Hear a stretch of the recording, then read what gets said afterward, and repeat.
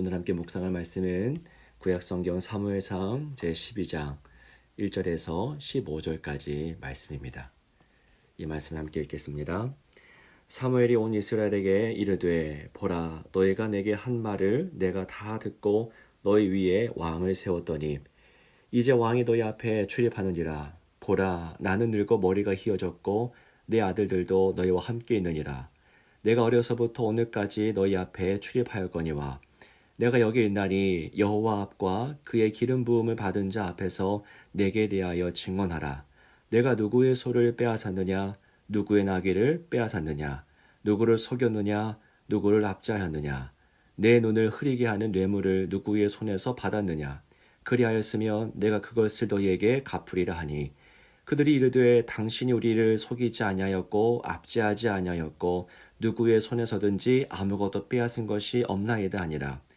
사무엘이 백성에게 이르되 너희가 내 손에서 아무것도 찾아낸 것이 없음을 여호와께서 너희에게 대하여 증언하시며 그의 기름 부음을 받은 자도 오늘 증언하느니라 하니 그들이 이르되 그가 증언하시나이다 하니라. 사무엘이 백성에게 이르되 모세와 아론을 세우시며 너희 조상들을 애굽 땅에서 인도하여 내신 이는 여호와이시니 그런즉 가만히 서 있으라. 여호와께서 너희 조상들에게 행하신 모든 공의로운 일을 이에 대하여 내가 여호와 앞에서 너희와 담론하리라. 야곱이 애굽에 들어간 후 너희 조상들이 여호와께 부르짖음에 여호와께서 모세와 아론을 보내사 그 두 사람으로 너희 조상들을 애굽에서 인도해 내어 이곳에 살게 하셨으나 그들이 그들의 하나님 여호와를 잊은지라. 여호와께서 그들을 하솔 군사령관 시스라의 손과 블레셋 사람들의 손과 모압 왕의 손에 넘기셨더니 그들이 저희를 치매 백성이 여호와께 부르짖어 이르되 우리가 여호와를 버리고 바알들과 아스타로스 섬김으로 범죄하였나이다. 그러하오나 이제 우리를 원수들의 손에서 건져내소서.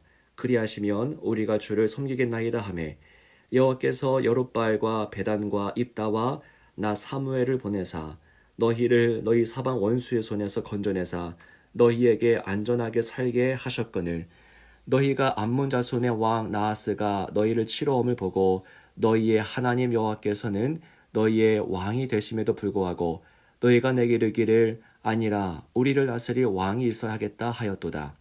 이제 너희가 구한 왕 너희가 택한 왕을 보라. 여호와께서 너희 위에 왕을 세우셨느니라.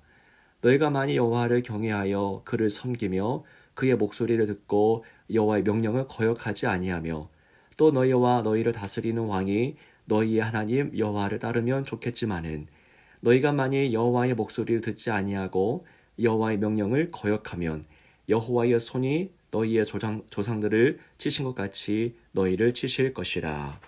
아멘. 오늘도 주님 은혜가 가득한 복된 하루가 되시기를 축복하고 또 축복합니다.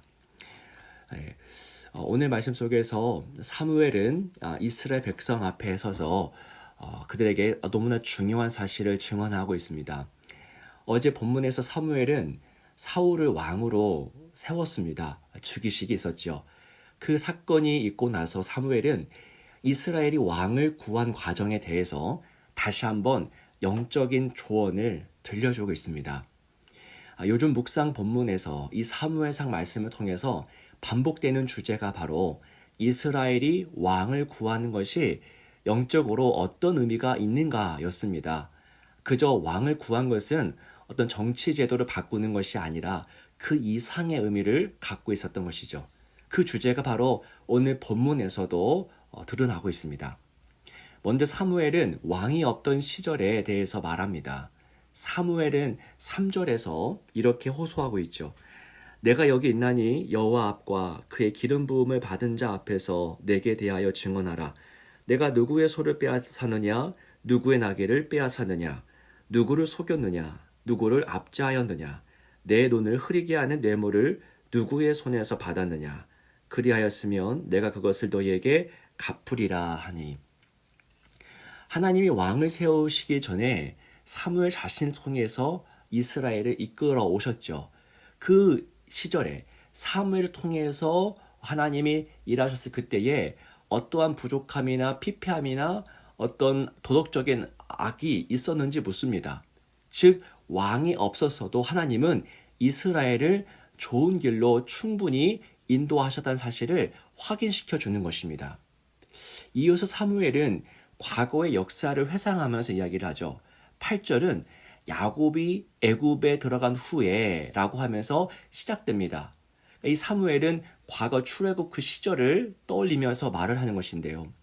애굽에서 노예로 살아가던 그때에 하나님은 그들에게 모세와 아론을 보내셨습니다.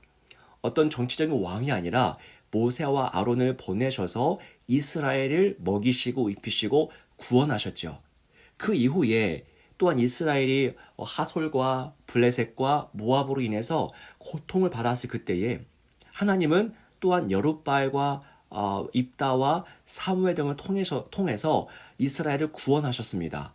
그러니까 왕이 아닌 그때그때 필요한 종을 보내셔서 하나님은 이끌어 오시고 구원하셨다는 사실을 사무엘은 증언하고 있는 겁니다. 지금 사무엘은 이스라엘의 왕이 없던 시절에도 하나님은 그의 종들을 통해서 너무나 놀라운 일들을 이루셨다라는 것을 증언하는 것이죠. 즉 모세와 아론 그리고 입다와 사무엘 등을 통해서 구원하셨습니다. 왕이 없었어도 하나님은 부족하지 않게 이스라엘을 이끌어 오셨습니다. 그런데 문제가 무엇입니까? 그런데 이 이스라엘은 이 사실을 잊고서 이렇게 행동했다고 하는 것이죠. 12절 말씀입니다. 너희가 암몬 자손의 왕 나하스가 너희를 치러 옴을 보고 너희의 하나님 여호와께서는 너희의 왕이 되심에도 불구하고 너희가 내게 이르기를 아니라 우리를 다스릴 왕이 있어야겠다 하였도다. 네, 이 12절 말씀에는 이스라엘에게 닥친 문제와 이스라엘이 선택한 문제 해결 방식, 그러니까 문제 자체와 해결 방식 두 가지가 기록되어 있습니다. 문제는 무엇입니까? 암몬 자손의 왕 나하스가 이스라엘을 공격했다라고 하는 것이 문제죠. 이때 이스라엘이 선택했던 해결 방식이 무엇입니까? 우리를 다스릴 왕이 있어야 하겠다라고 말하죠. 그들은 해결 방식으로서 왕을 요구했습니다. 사무엘은 여기서 이스라엘이 범한 영적인 실수를 지적합니다. 이스라엘은 삶의 문제가 드러났을 때에 잘못된 해결 방식을 택했다고 하는 것이죠. 과거 애굽에서 고통을 당했을 때 그리고 블레셋 사람들에게 공격을 받았을 그때에 이스라엘은 하나님께 간구하여서 문제를 해결했습니다. 다른 거 구하지 않고요. 하나님을 구했습니다. 과거에는 그렇게 했는데 이제 이스라엘은 이 문제를 해결하기 위해서 하나님께 나아가지도 않고 하나님께 간구하지도 않고 지금 왕을 세워달라고 요구하는 겁니다.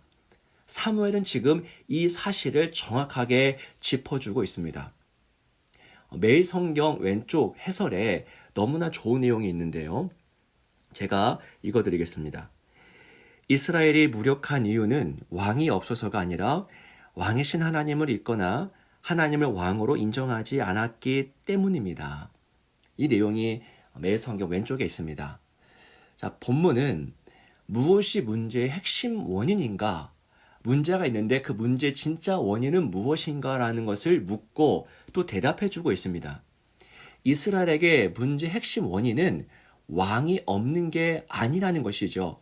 왕이 없어서 문제가 있는 것이 아닙니다. 하나님을 신뢰하지 않는 것이 문제요. 하나님이 그들 인생 가운데 없다라는 것이 문제입니다. 그들은 어려움을 당할 때 하나님과의 관계를 회복함으로 문제를 극복하려고 하지 않고 왕을 세움으로써 문제를 해결하려고 했습니다. 세상에 추구하는 방식 그대로 그들이 추구했던 것입니다. 제가 종종 하는 이야기인데요. 이 파스칼의 이야기입니다.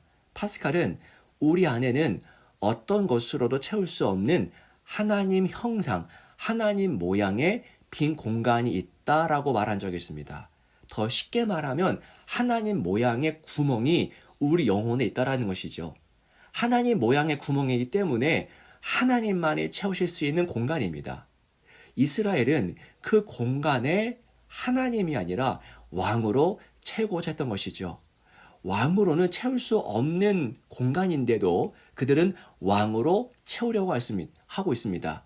그러니 사무엘의 일을 보고서 어떻게 입을 다물고 있었겠습니까? 여러분, 우리의 삶을 한번 돌아봅니다. 우리가 삶 속에서 어려움을 겪습니다. 불안해합니다. 감정적으로 정서적으로 불만족을 경험합니다. 늘 있는 일이죠. 그런데 그 모든 일들의 핵심 원인이 무엇입니까? 오늘 본문은 이야기하는 것이죠. 하나님과의 관계의 문제가 그 모든 어려움의 핵심 원인이다라고 말하고 있습니다. 돈이 없고 진로가 불명확하고 건강에 좋지 않다는 것 때문에 행복할 수 없다라고 말하는 것은 하나님보다 나의 문제가 더 크다라고 말하는 것과 다르지 않습니다. 여러분, 하나님은 어떤 분이십니까? 창조주 아니십니까? 구원자 아니십니까? 우리를 너무나 사랑하셔서 그의 아들까지 내어주신 분 아니십니까? 장차 이 모든 만물을 완전히 회복시키실 그런 놀라운 분 아니십니까? 세상 모든 것을 다스리시고 소유하시는 왕 아니십니까? 여러분, 그분과 연합하는 상태에 있다면 우리 삶에 빈 공간은 있을 수가 없습니다. 우리를 채우고도 남기 때문입니다. 하나님의 채우지 못할 공간 없고요. 하나님이 위로하지 못할 아픔 없다는 겁니다. 여러분, 우리 문제의 핵심 원인은 하나님과의 관계의 단절입니다. 그래서 우리가 더 나은 삶, 더 복된 삶을 위해서 추구해야 할 것도요, 하나님과의 관계 회복이지요. 여러분, 사무엘의 말을 기억하십시오. 이스라엘은 어려운 상황 앞에서 왕을 요구하는 식으로 문제를 해결하려고 했습니다. 문제의 원인을 제대로 파악하지 못해서 잘못된 해결책을 선택했던 것이죠. 그들의 문제는 하나님을 통해서만 해결될 수 있습니다. 그들은 이 사실을 망각했던 겁니다. 오늘 말씀을 주신 하나님의 뜻을 더 깊이 묵상하면서 기도하십시오. 여러분의 삶에 어떤 문제가 있습니까? 여러분은 그 문제를 해결하기 위해서 누구를 찾고 어떤 문을 두드리고 계십니까? 오늘 말씀을 깊이 묵상하며 기도하시기를 원합니다. 함께 기도하겠습니다. 구하라 그리하면 너에게 주실 것이요 찾으라 그리하면 찾아낼 것이요 문을 두드리라 그리하면 너희에게 열릴 것이니 라고 말씀하신 주님, 우리가 구하고 찾고 두드릴 대상은 하나님이십니다. 바로 그때 우리에게 길이 주어지고 답이 주어집니다. 우리 삶의 부족함과 어려움과 문제가 있을 그때에 세상이 추구하는 방식이 아니라 하나님을 바라보고 하나님께 나아가는 방식으로 문제를 해결하는 그 믿음의 백성, 그런 귀한 삶 될 수 있도록 성령께서 늘 동행하여 주옵소서. 오늘의 삶 가운데 우리 인생을 붙잡아 주시고 말씀 충만하여서 세상의 수많은 골리앗들 앞에서 뒷걸음질치지 않고 전진하며 승리하는 우리 모든 공군중앙교회의 성도들의 삶이 되도록 인도하여 주옵소서. 주 예수 그리스도의 이름으로 간절히 기도하옵나이다. 아멘.